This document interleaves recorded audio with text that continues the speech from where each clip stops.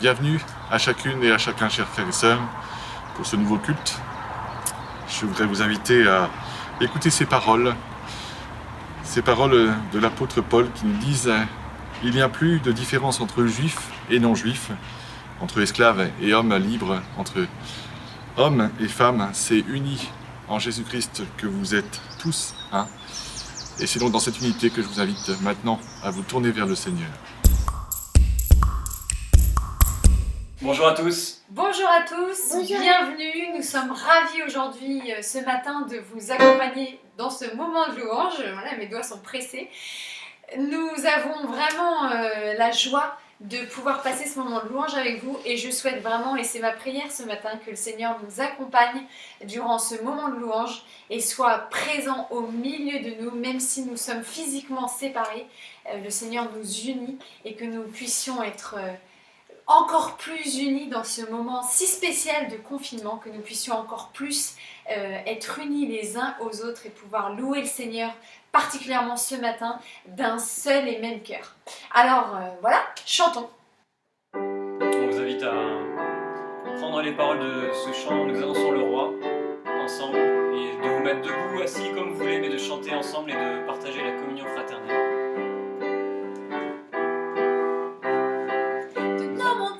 Et nos vallées, de nos campagnes et nos cités, un peuple nouveau s'assemble pour louer Dieu et proclamer ensemble qu'il est le Créateur, qui fait de nous sa demeure pour être seul et lumière.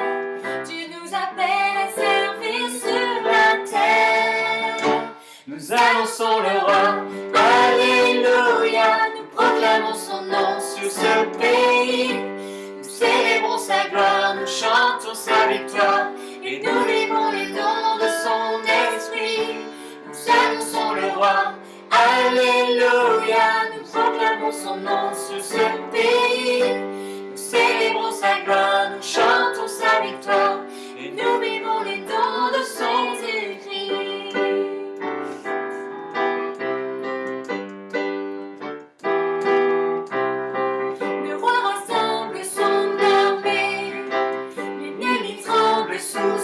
La victoire est assurée si nous marchons ensemble à ses côtés. Oh, la foi est notre bouclier et notre panne notre épée. Vos armes nous sont données pour évader l'honneur et surmonter. Nous annonçons le roi. Alléluia, nous proclamons son nom sur ce pays. Nous célébrons sa gloire, nous chantons sa victoire et nous vivons le don de son esprit. Nous annonçons le roi. Alléluia, nous proclamons son nom sur ce pays. Nous célébrons sa gloire, nous chantons sa victoire et nous vivons le nom de Jésus-Christ.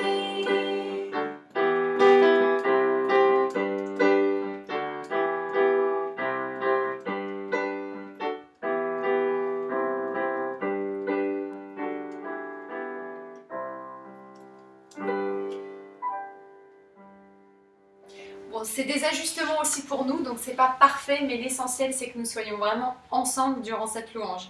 Alors je vous propose de continuer en bénissant le nom du Seigneur avec le chant « Béni soit ton nom ». Ce chant nous a particulièrement touchés, Guillaume et moi, ces derniers temps. Nous avons vécu des moments vraiment où Dieu nous a donné et repris. Et je crois que chacun autour de nous, on vit un peu ces moments-là en ce moment, surtout en cette période où on fait des projets dans tous les sens, où on prévoit des choses, où on planifie notre vie comme si on en était le maître. Mais c'est vraiment Dieu qui a le dernier mot. Et on a aussi des tristesse autour de nous, peut-être des deuils, mais sachez vraiment que le Seigneur est là, qu'il ne se trompe pas, qu'il donne, qu'il reprend aussi. Et nous voulons avant tout bénir son nom, malgré toutes ces choses qui peuvent nous perturber dans notre quotidien. Le Seigneur est le numéro 1 et il nous conduit main dans la main. Alors bénissons son nom.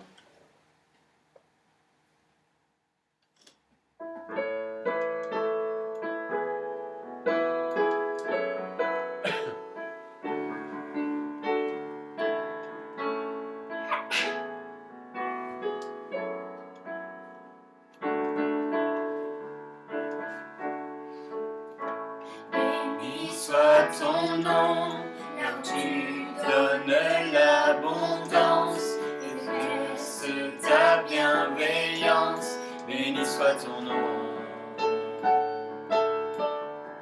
Béni soit ton nom, quand ma vie traverse un désert, que je marche en terre inconnue.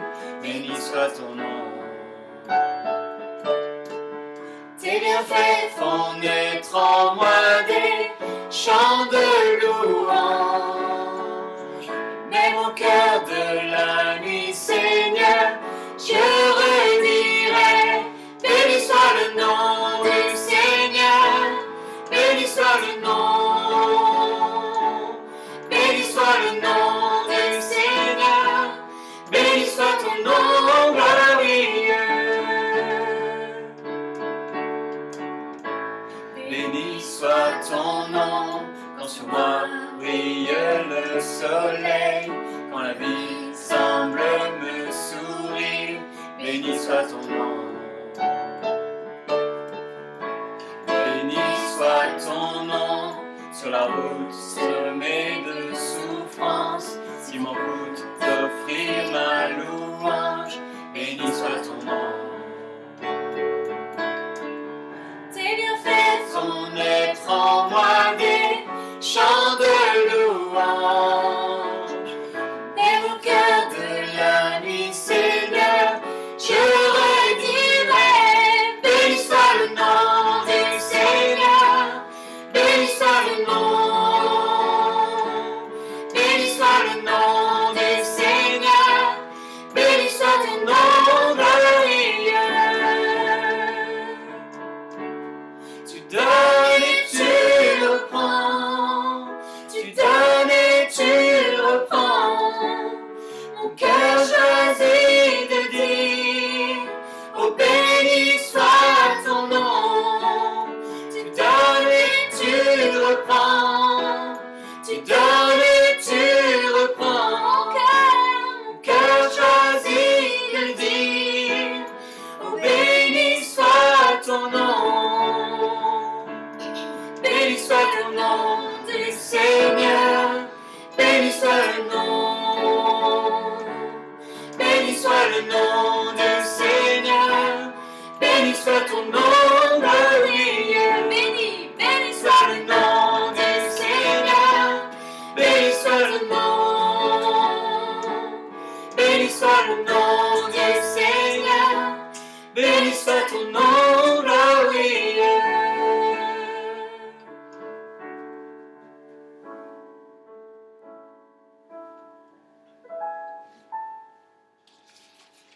Comme l'a dit Marie, le Seigneur donne et il reprend, et il le fait dans nos vies, il le fait aussi dans la vie de nos proches, de nos voisins, de des gens, de nos amis, des personnes aussi qui ne sont pas forcément proches de nous, dans notre cœur. Et c'est notre mission en tant que chrétiens. Dieu nous exhorte à cela, à être des sentinelles dans notre pays. Sentinelles, ça veut dire plusieurs choses. Ça veut dire être des représentants, être des témoins de ce que l'on vit au travers de Dieu chaque jour. Et ça veut aussi être une aide pour les autres, les uns les autres. On a été encouragé aussi par notre gouvernement à la solidarité il y a peu de temps. Et ce matin, avec Marie et les enfants, on veut vraiment vous partager cette envie qu'on a nous aussi au quotidien, et on veut vous exhorter à ça aussi. Je pense que certains d'entre vous, beaucoup d'entre vous le font déjà, à aider vos proches, à aider vos voisins par un petit mot, un petit coup de fil, une visite via WhatsApp, via d'autres applications, ou même comme ce matin j'ai pu le faire avec la voisine. J'allais faire des courses, j'ai toqué à sa porte pour lui demander si elle avait besoin que je lui ramène quelque chose, comme c'est une personne âgée. Ça peut être plein de petites choses comme ça. Agissons comme des sentinelles dans ce pays, et chantons maintenant ce chant tous ensemble, Sentinelle.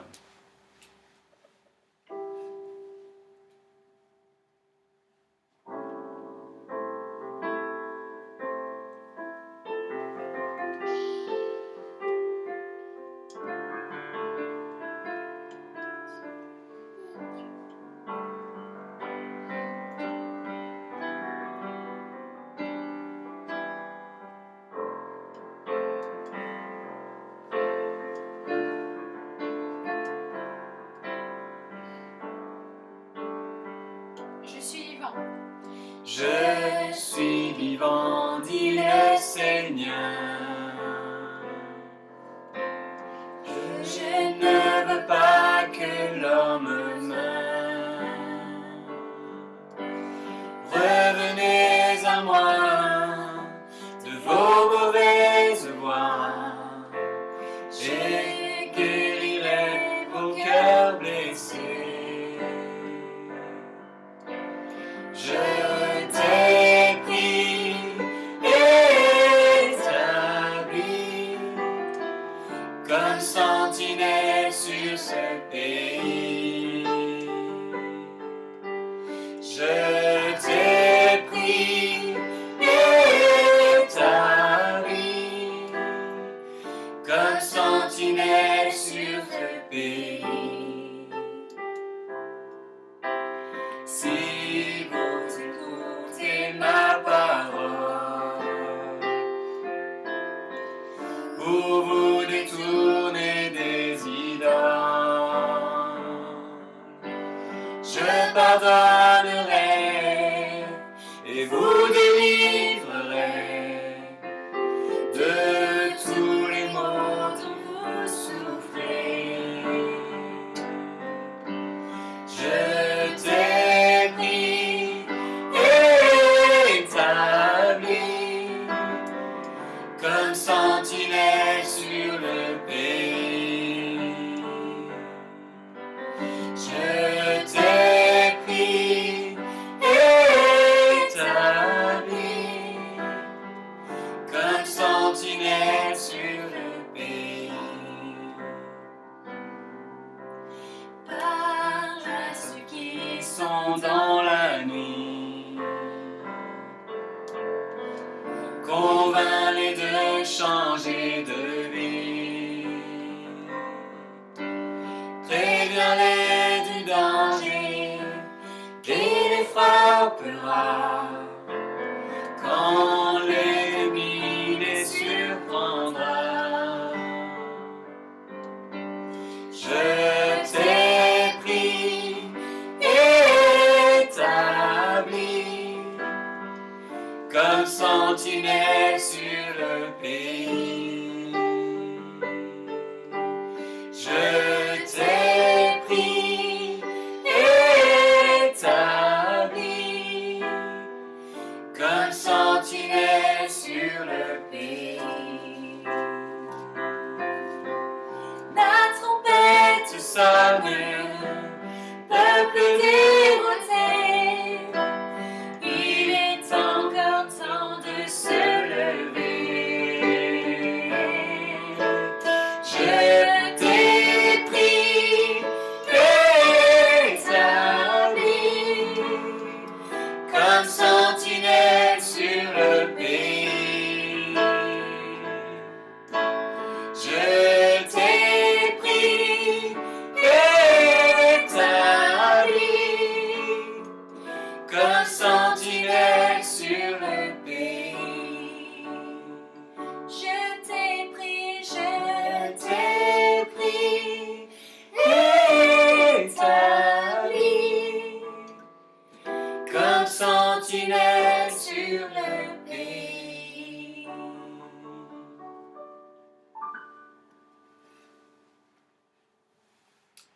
Pour terminer ce moment de louange, je vous invite à ouvrir vos Bibles à l'épître de Paul aux Philippiens, au chapitre 2, versets 1 à 5. Philippiens 2, versets 1 à 5. N'avez-vous pas trouvé dans le Seigneur un réconfort, dans l'amour un encouragement, par l'Esprit une communion entre vous? N'avez-vous pas de l'affection et de la bonté les uns pour les autres? Rendez donc ma joie complète, tendez à vivre en accord les uns avec les autres. Et pour cela, ayez le même amour, une même pensée, et tendez au même but. Ne faites donc rien par esprit de rivalité, ou par un vain désir de vous mettre en avant. Au contraire, par humilité, considérez les autres comme plus importants que vous-même, et que chacun regarde non ses propres qualités, mais celles des autres. Tendez à vivre ainsi entre vous, car c'est ce qui convient quand on est unis à Jésus-Christ. Amen. Je vous invite maintenant à un temps de prière libre, chacun dans vos foyers, pour de remettre ce temps entre les mains du Seigneur, ce temps, ce qui pourrait vous tracasser ce matin, ce qui pourrait aussi vous avoir inspiré par ces louanges, ces chants.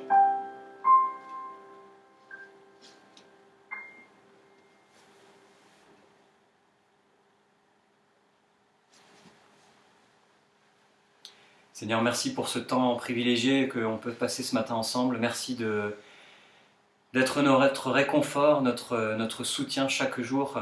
Ces derniers temps sont des temps particuliers, des temps difficiles, des temps de joie, des temps de deuil pour certains, des temps de maladie pour d'autres. On veut, Seigneur, ce matin, te remettre nos fardeaux, te remettre ce qui nous pèse, te remettre aussi toutes nos joies et les partager avec nos frères et sœurs en Christ. Dans toutes les églises du monde ce matin, nous voulons vraiment te remercier pour la chance que nous avons par les moyens informatiques que notre époque nous permet d'avoir, de pouvoir partager ces moments ensemble. On parle beaucoup des temps de guerre, des temps qui nous rappellent la Deuxième Guerre mondiale, et en ce temps-là, il n'y avait pas tous ces moyens, et on veut vraiment, rien que pour cela, te remercier de pouvoir partager nos sujets de prière, partager nos moments de doute, nos moments de joie entre frères et sœurs durant la semaine et aussi durant ce temps de culte ce matin. Le temps de louange est un temps précieux pour te remettre nos frères et sœurs en Christ, te remettre aussi nos fardeaux et surtout te remercier, Seigneur, te remercier et te louer pour tout ce que tu fais au quotidien dans nos vies, dans la vie de nos enfants, dans la vie de nos parents, nos grands-parents et de nos voisins, de nos proches, Seigneur, que tu puisses nous guider dans ces semaines à venir encore, nous fortifier, guider notre gouvernement dans les décisions importantes qu'il a à prendre, et que tu sois tout simplement notre guide à tous, Seigneur. Béni sois-tu. Amen. Amen. Merci à tous, et nous vous laissons entre les mains de Simon, ou plutôt entre les mains de Dieu, qui a certainement inspiré Simon pour son message. Ciao! Ciao, à bientôt!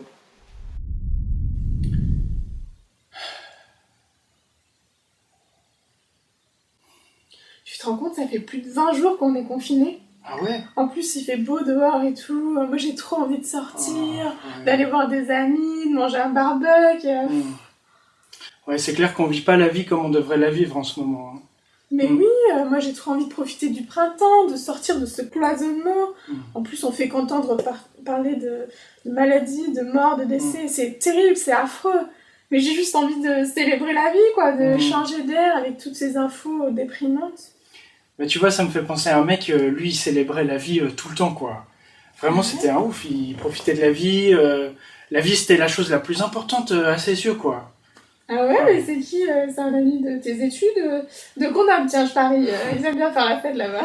Oui, mais non, il vient pas de Grenoble, il vient d'un petit patelin en Palestine, en fait. C'est Jésus.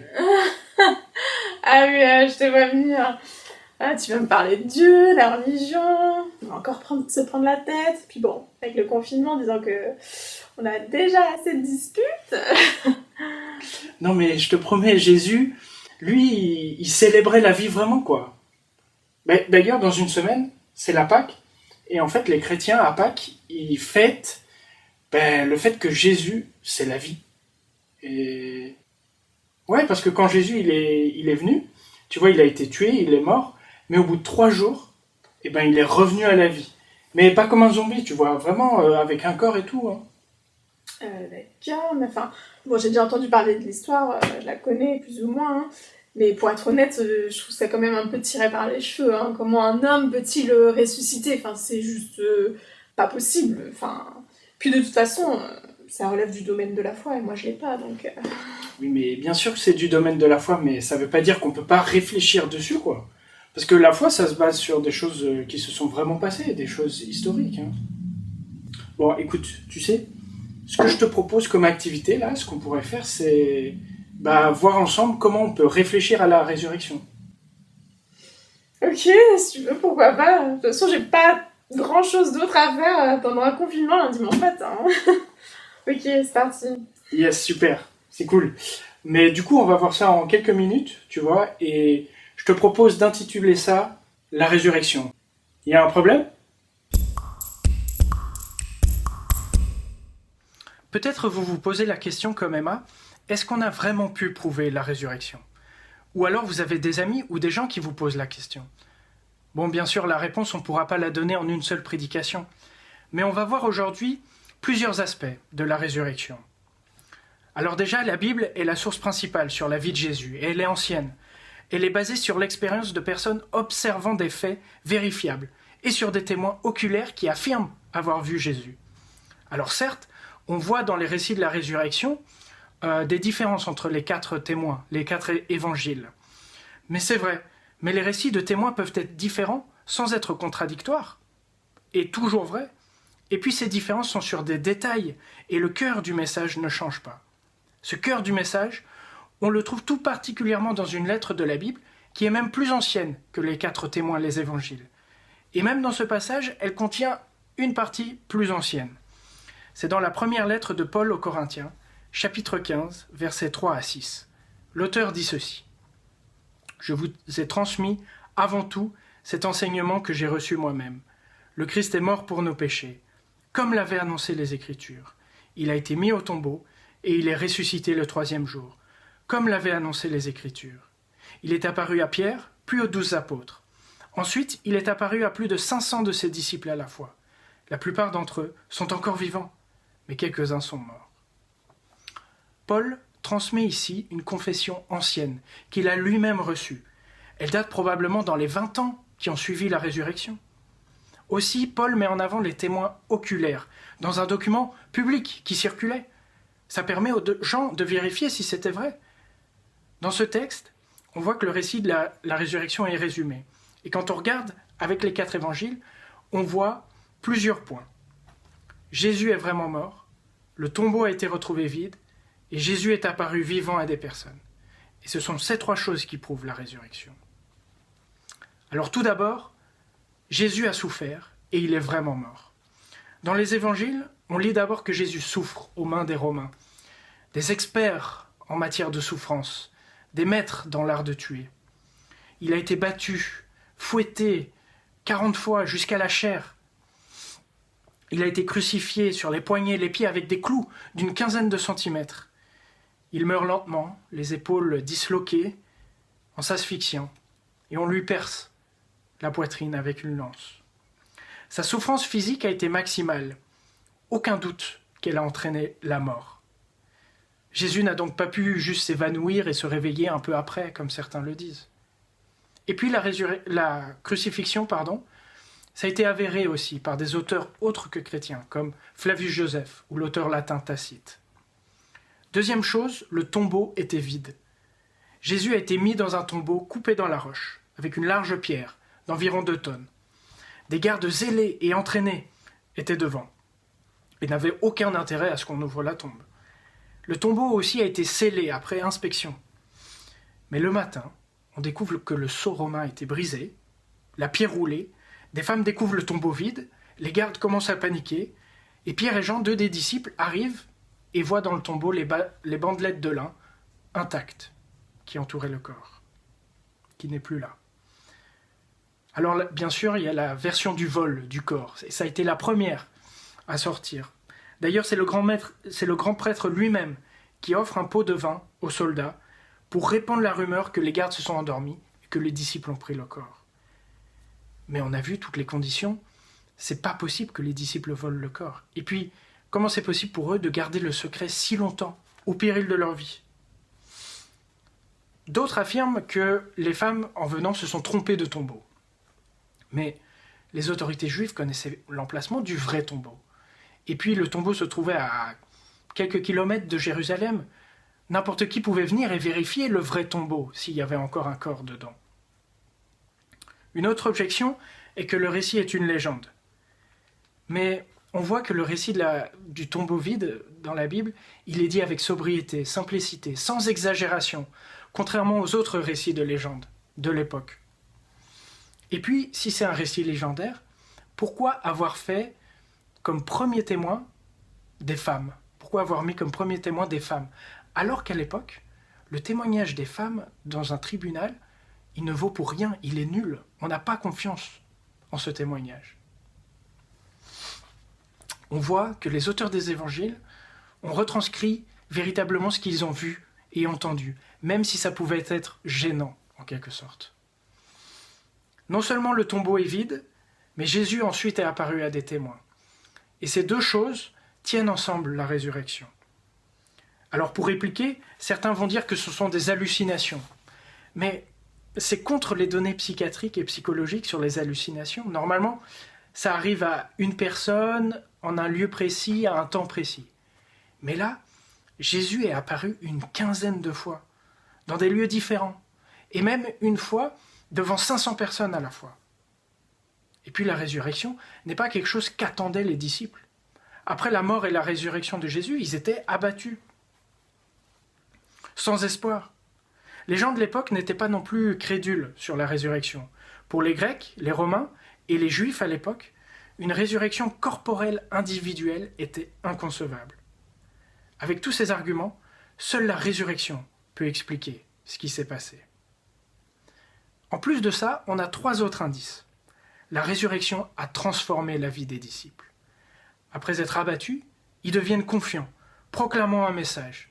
De plus, ils ont risqué leur vie, et beaucoup sont morts pour ce message. Est-ce qu'on pourrait défendre un mensonge jusqu'à la mort? Le philosophe français Blaise Pascal, lui, croit en ces témoins qui ont été égorgés. Certains de ces témoins même étaient sceptiques au départ. Jacques, le frère de Jésus, il ne croyait pas en lui au départ. Saul de Tarse, il persécutait l'Église au départ. Et pourtant, ces gens ont été transformés et se sont mis à proclamer que Jésus était ressuscité. La résurrection a aussi causé un véritable changement de vision du monde chez les croyants. Ils ont abandonné des traditions et institutions juives qui étaient leur socle depuis leur enfance. Et ils ont adopté un nouvel ensemble de croyances, neuf et impensable à l'époque. Comment du jour au lendemain, un groupe de juifs s'est mis à adorer un être humain comme s'il était Dieu? Enfin, on voit qu'un mouvement est né. L'Église chrétienne s'est développée et s'est répandue rapidement. Elle s'est imposée devant des idéologies concurrentes, dans un empire romain, à l'époque très oppresseur. Et ce mouvement existe encore aujourd'hui. La résurrection est la meilleure des explications historiques possibles. Elle est la seule qui tient en compte tous les faits, les indices et les circonstances. C'est la meilleure probabilité. Pour l'auteur N.T. Wright, l'histoire pose la question « Que s'est-il passé ?» La foi chrétienne répond avec sobriété et humilité « Dieu a ressuscité Jésus ». Mais pourquoi Jésus est-il ressuscité? Et je vous propose le parallèle avec l'épidémie qu'on vit aujourd'hui. À cause d'elle, le nombre de malades et de décès augmente dans le monde. La question est sur toutes les lèvres. Quand est-ce qu'on aura un vaccin? Et alors, entre-temps, des chercheurs testent plusieurs choses. On a tout le grand débat sur l'hydroxychloroquine. Mais si on prend un peu de recul, quel est le plus grand virus qu'on connaît aujourd'hui? Certains diraient c'est le manque de respect. D'autres, la pauvreté, ou l'intolérance, ou même la violence, l'égoïsme. Toutes ces choses sont justes et elles touchent à quelque chose de plus profond. Ce mal qu'on voit partout autour de nous, ce mal qu'on voit dans des vies brisées, des disputes, des guerres. Et malgré nos efforts pour l'endiguer, on s'épuise et on n'y arrive pas, dans cette lutte sans fin. Et puis la conséquence de ce mal, la mort, elle est inéluctable. C'est ce qui nous fait rendre compte que nous sommes des êtres humains avec une date de péremption. Et on le voit bien avec l'épidémie du coronavirus. Malgré tous nos efforts de civilisation, une épidémie peut encore effacer mon existence de la Terre. Alors on attend le vaccin. On demande à ceux qui savent, à ceux qui cherchent une solution pour nous. Et pour le mal et la mort, on s'adresse à Dieu. Il a ce regard extérieur. Il sait ce dont on a besoin et il cherche ce qui est bon pour nous. Alors on crie vers lui, quand est-ce qu'il vient le vaccin? Le vaccin à ce mal, à cette mort. Eh bien Dieu, il ne pouvait pas nous laisser dans ce pétrin. C'était plus fort que lui. Il nous a répondu. Et là, un homme est venu sur terre, Jésus, le seul à avoir affirmé qu'il était le Fils de Dieu, et à l'avoir prouvé. Il a dit, prenez mon vaccin, il est gratuit, et il fonctionne, si vous avez confiance en moi. Et il a montré l'efficacité de son vaccin, en se laissant d'abord attaquer par le virus, du mal et de la mort. Jésus est mort lui-même sur une croix. Il s'est rendu vulnérable. Il a pris la place d'un malade dans un hôpital, sur le chemin de la mort, au cœur du mal. Mais plus que ça, il prend la place de tous les malades, sur tous les lits d'hôpitaux. Jésus a été au cœur, dans la section la plus touchée de notre existence, pour prendre la maladie sur lui, mais pour lui-même en sortir. 3 jours plus tard, il est sorti de la morgue. Il a vécu à nouveau. C'est la résurrection. Jésus a dit « Je suis la résurrection, la vie », ce vaccin contre le mal et la mort qui fonctionne parfaitement. Et 2000 ans après, on peut toujours utiliser ce vaccin contre le virus, parce que la résurrection de Jésus a fait toute la différence. Il suffit d'y croire. On a l'exemple d'un homme qui avait toute cette histoire devant lui, le pourquoi et le comment, et qui refusait de croire. Cet homme, c'est Thomas. Un homme perplexe et sceptique. Pourtant, il connaissait bien la personne dont il était question. Il l'avait suivi, écouté, et quand on lui a dit que son ami est revenu à la vie, il a dit non, c'est tiré par les cheveux cette histoire. Mais quand cet ami, son ami Jésus, lui a apparu et a montré ses marques, Thomas a vu et il a cru. Pour ceux qui n'ont pas fait ce pas, qui doutent, eh bien Jésus vient vers vous, avec vos questions et vos doutes, et il se laisse examiner. Mais Jésus nous demande aussi d'y croire, sans même voir. Il nous demande de faire ce pas de la confiance, au-delà de nos doutes, de faire confiance à ces témoins qui nous rapportent la résurrection, dans leurs livres et dans leurs lettres. Mais attention, faire ce pas, c'est dangereux. Si Jésus est ressuscité, ça change tout.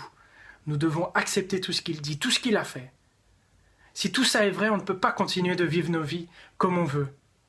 Ça change ma manière de voir les choses. La vie, la mort, mon existence. On peut même se retrouver à dire comme Thomas, « Jésus, tu es mon Seigneur et mon Dieu ».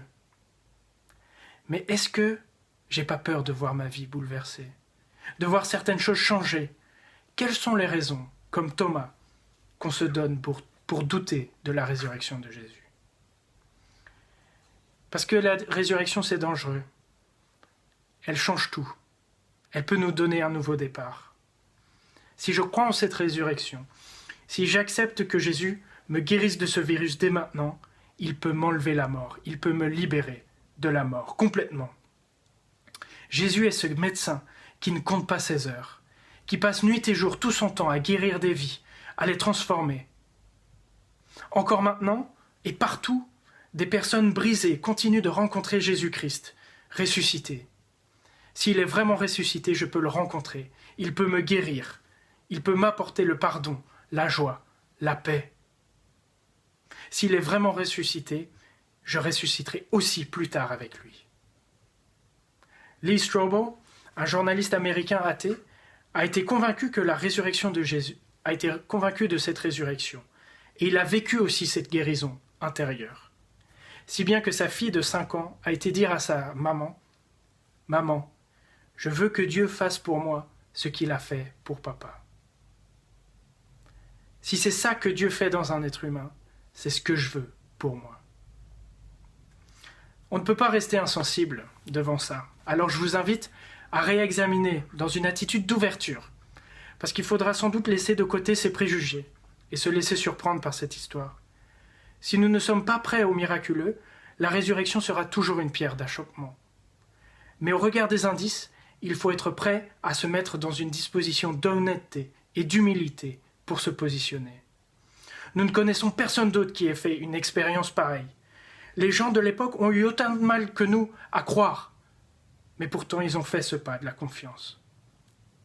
Et puis on peut se poser la question, si Dieu existe, est-ce qu'il n'interviendrait pas de manière extraordinaire? Tout ce que nous pouvons faire, c'est faire le pas de la confiance, de nous approcher de Dieu, qui a déjà tout fait pour nous, et s'approcher de lui en disant « Je crois en la résurrection de Jésus ».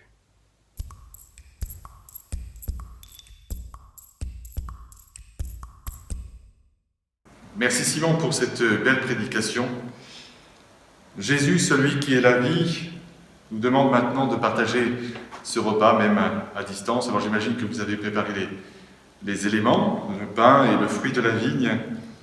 Alors c'est vrai, c'est à distance que nous le vivons, c'est un repas qui peut sembler bien virtuel, mais en réalité, celui qui nous invite à le partager est bien présent en nous, avec nous et au milieu de nous, même si la distance physique fait que nous partageons ce repas, chacun et chacune dans son foyer. Alors que celles et ceux qui désirent partager ce repas s'y préparent dans le recueillement, dans le silence, mais aussi dans la joie et l'action de grâce pour celui qui nous a tant donné, celui qui nous a donné sa vie. Prenons un instant, que vous soyez adultes, enfants, parents, grands-parents ou seuls, en couple, prenons un instant maintenant de silence pour nous placer devant le Seigneur. Père, nous te remercions de nous inviter à cette table que nous avons préparée. Nous te louons de nous accueillir à ce repas que tu as voulu pour nous. Nous te bénissons de nous rassembler avant de nous envoyer dans le monde, même si c'est vrai, nous restons confinés.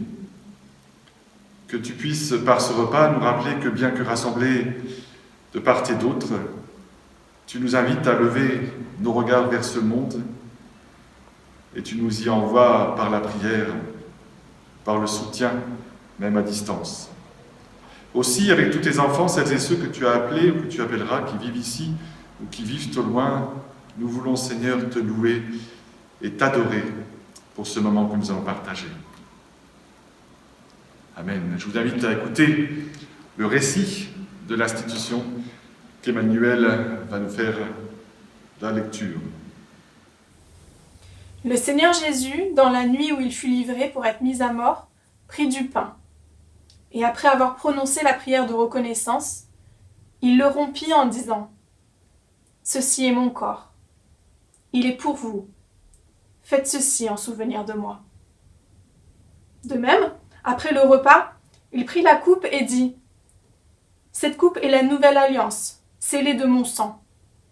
Faites ceci toutes les fois que vous en boirez, en souvenir de moi. » Donc, chaque fois que vous mangez de ce pain et que vous buvez de cette coupe, vous annoncez la mort du Seigneur, et ceci jusqu'à son retour. Merci Emmanuel. Je voudrais vous inviter maintenant à prier. Père, autour de cette table, nous faisons mémoire des paroles et des gestes de Jésus-Christ, de sa mort et de sa résurrection, et nous attendons son retour. Par ton esprit, donne-nous, en partageant ce pain et ce vin, de nous ouvrir à la présence de ton Fils, d'espérer ton royaume et de prier pour sa venue.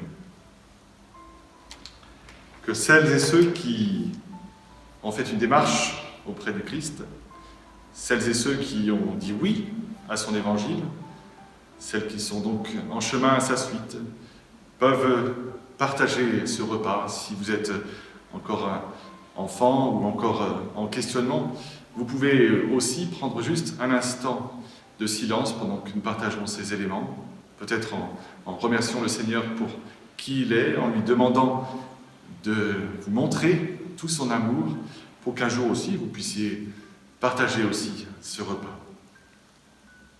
Le pain que nous partageons est communion au corps du Christ. La coupe de bénédiction pour laquelle nous rendons grâce est communion au sang de Jésus-Christ. Je vous invite à prendre ces éléments.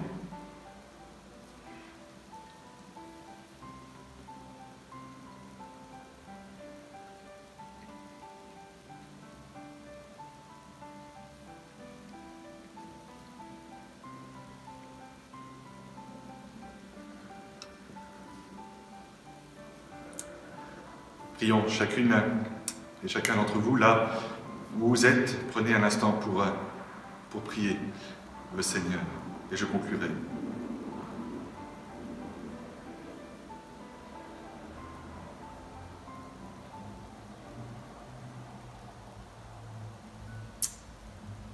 Père, pour ce pain et ce vin partagé, nous te disons notre reconnaissance. Par cette communion, même à distance, tu renouvelles notre force.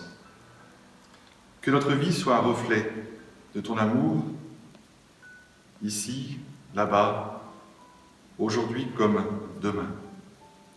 Amen.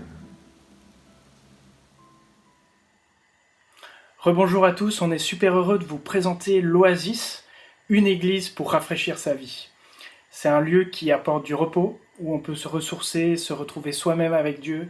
C'est une église qui donne un coup de boost, un nouveau départ, parce qu'on peut y rencontrer Jésus-Christ.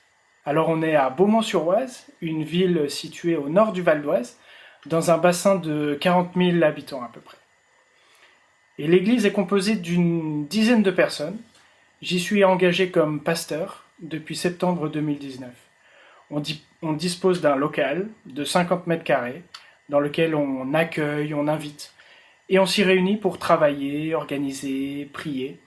On profite beaucoup du soutien de l'église qui nous envoie, l'église de Bouffémont, et de l'Union des églises évangéliques libres.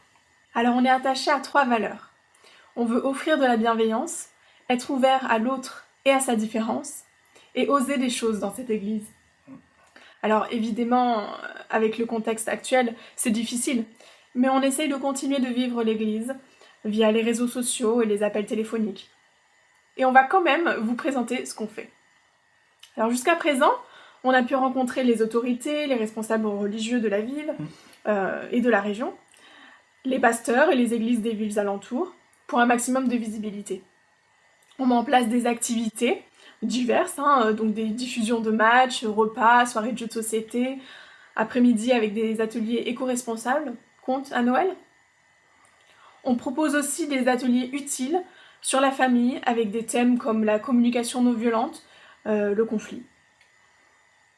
On va lancer des parcours de réflexion, on en discute, pour apprendre un peu plus sur la foi chrétienne.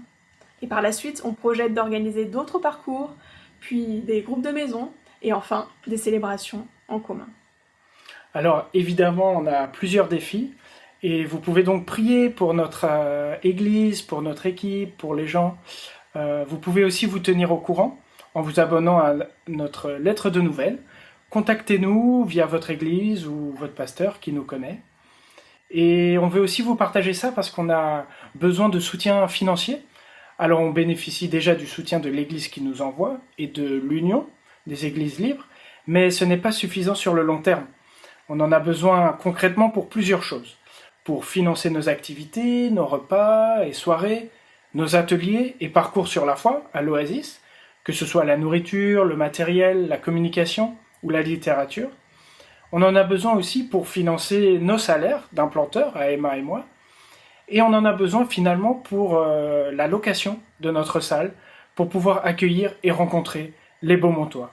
En tout cas, merci à tous déjà pour votre soutien et votre aide. On est vraiment content de vous faire goûter un peu à l'Oasis. Si vous avez des questions, vous pouvez nous appeler ou nous envoyer des emails. À bientôt et on espère de vive voix. À bientôt. Chers frères et sœurs, avant de nous séparer, je voudrais vous inviter à prier avec moi la prière que le Seigneur nous a laissée. Notre Père qui es aux cieux, que ton nom soit sanctifié, que ton règne vienne, que ta volonté soit faite sur la terre comme au ciel. Donne-nous aujourd'hui notre pain de ce jour. Pardonne-nous nos offenses comme nous pardonnons aussi à ceux qui nous ont offensés. Et ne nous laisse pas entrer dans la tentation, mais délivre-nous du mal. Car c'est à toi qu'appartiennent le règne, la puissance et la gloire au siècle des siècles. Amen. Écoutons maintenant cette parole du prophète Ésaïe, chapitre 43, versets 1 à 3. Ne crains pas, car je t'ai racheté. Je t'ai appelé par ton nom, tu es à moi. Si tu traverses les eaux, je serai avec toi. Et les fleuves ne te submergeront pas. Si tu marches dans le feu, tu ne brûleras pas, et la flamme ne te consumera pas. Car moi, le Seigneur, je suis ton Dieu. Que l'Éternel vous bénisse et vous garde, que le Dieu de Jésus-Christ tourne sa face vers vous et vous donne sa paix, la paix du cœur et les trésors que plus personne ne peut vous ravir. Bon dimanche et à la semaine prochaine.